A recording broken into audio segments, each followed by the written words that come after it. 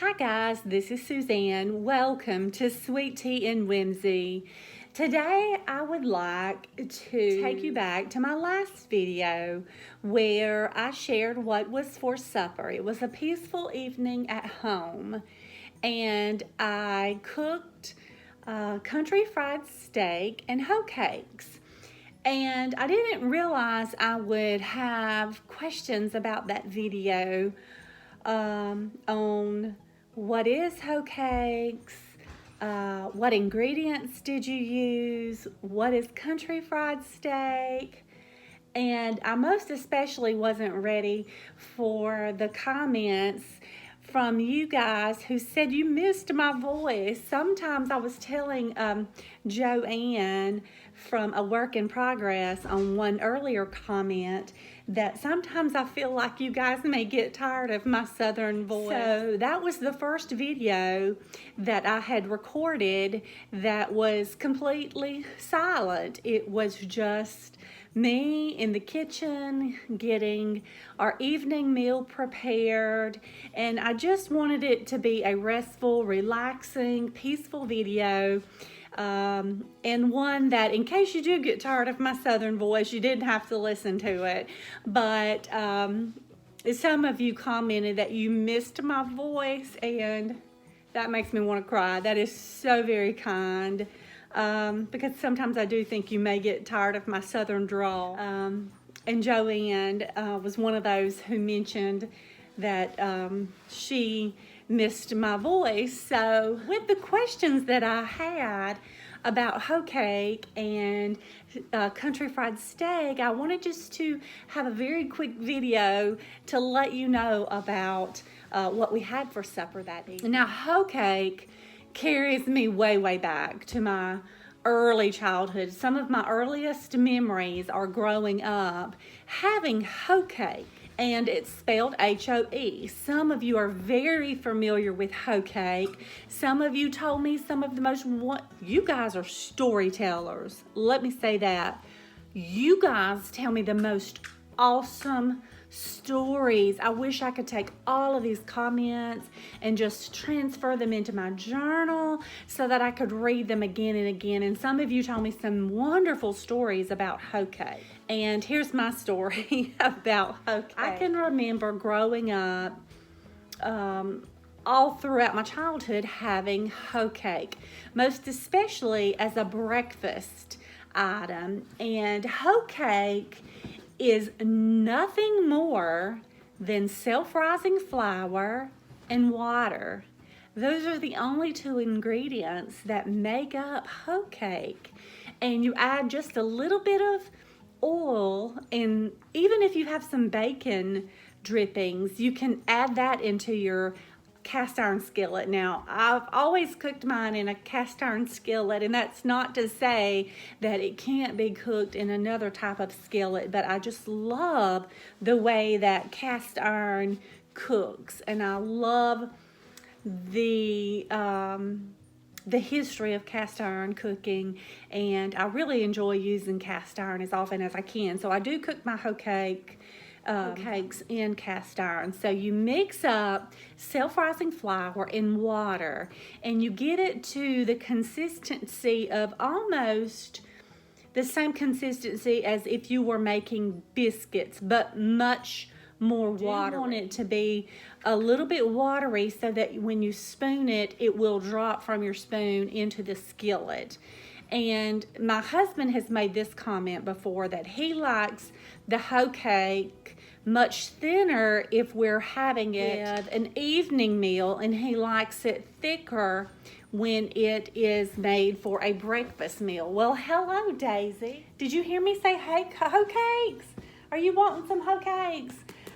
I have been away today. I had a girls' day with my daughter. We were shopping, and Daisy has been missing us today, so she's trying to make up for it, and she's loving on Mama. But anyway, you put just a little bit of grease into your skillet. You get it really good and hot, and then I spoon the hoe cake into the greased skillet, and I immediately turn the heat down so that it will cook at a lower temperature, because you don't want to burn the hoe cake, but you do want it to be really crispy on the outside, and you want it to be golden brown. And it doesn't take long to cook at all, so you're going to flip it until it gets golden brown, and that is your hoe cake. That's it. That's all you have to do. Now here's the history behind hoe cakes as I choose to believe it. Now, who knows if this is a true story, but this is what I've always been told, and hey, I believe it.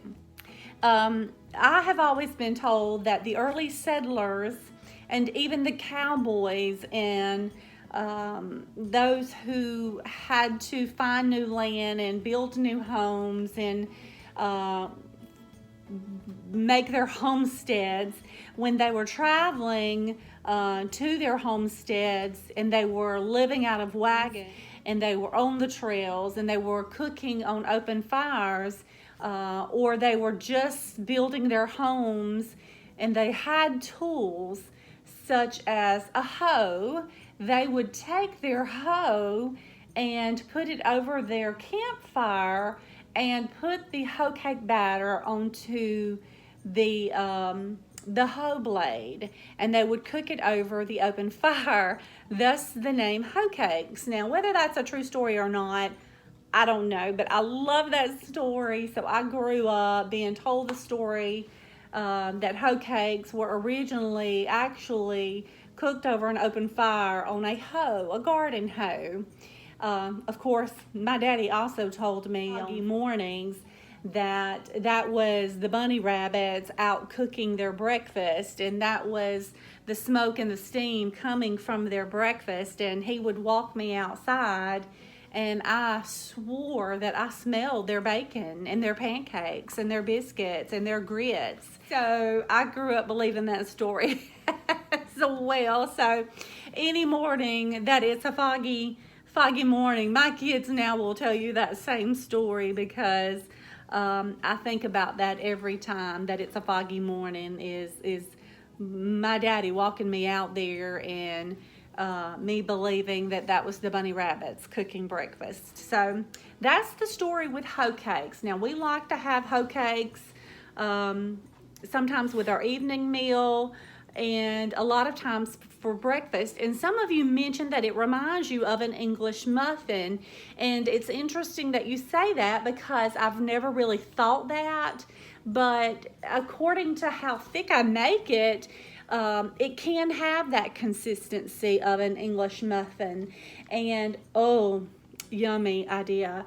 You can always take your leftover hoe cakes and just seal them up in a Ziploc bag, store them in the refrigerator, and the following morning slice them in half like you do an English muffin, and toast them in the toaster oven to get them really good and toasted again, and serve it with some jam, and it is most delicious.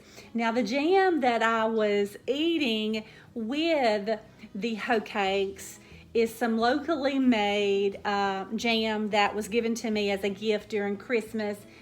Fabulous. Let me tell you what it was. That jam is strawberry cranberry jam. Oh, it's to die for. It is fabulous. So if you ever come across any strawberry cranberry jam, give it a try. It's so good. So good. I'm hoping that when this is gone, I'm going to be able to go down to the local market and get some more. I'm already anticipating that trip. Now, to go along with the hoe cakes for that evening meal posted in the video, we had country fried steak. And country fried steak is, in this situation, it's deer meat. It's venison that my husband harvested when he hunted this year. It's the only deer that he has killed that we've been able to have processed and put into the freezer to eat. And my husband only harvests deer that we do plan to eat, and we love it because it is so healthy for you. It's delicious, and this was made into steak. And when I say it was made into country fried steak, I mean that it is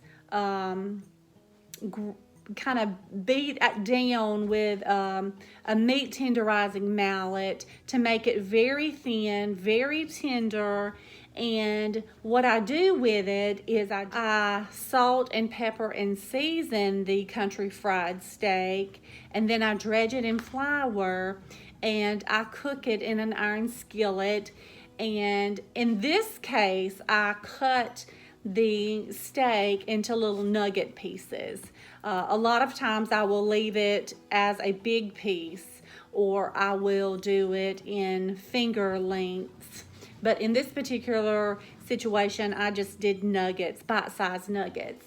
So along with the hoe cakes and the country fried steak, we also had some rice, and I was going to cook some green beans to add to the meal, but everyone was so hungry when they smelled the hoe cakes and the steak. They were ready to eat as soon as possible. So after I got the rice ready, they were ready to eat, and it made a wonderful, delicious meal.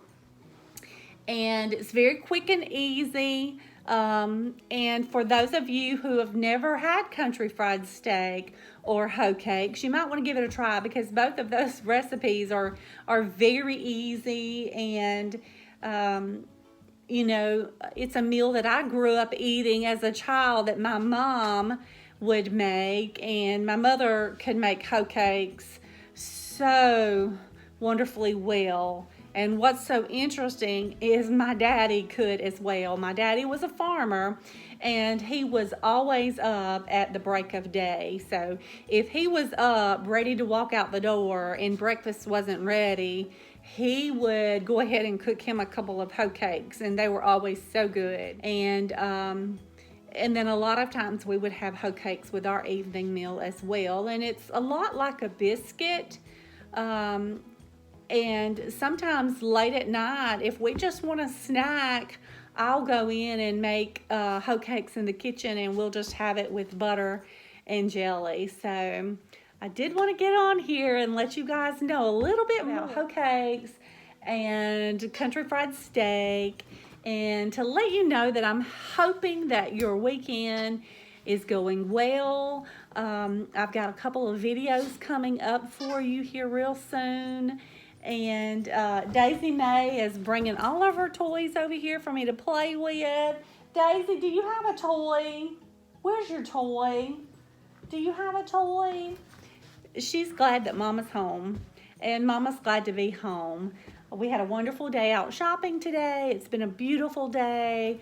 On the way home, we saw several rainbows. It's just been a beautiful, delightful day, and I hope that your day has been just as delightful, and the rest of your weekend will be a wonderful one.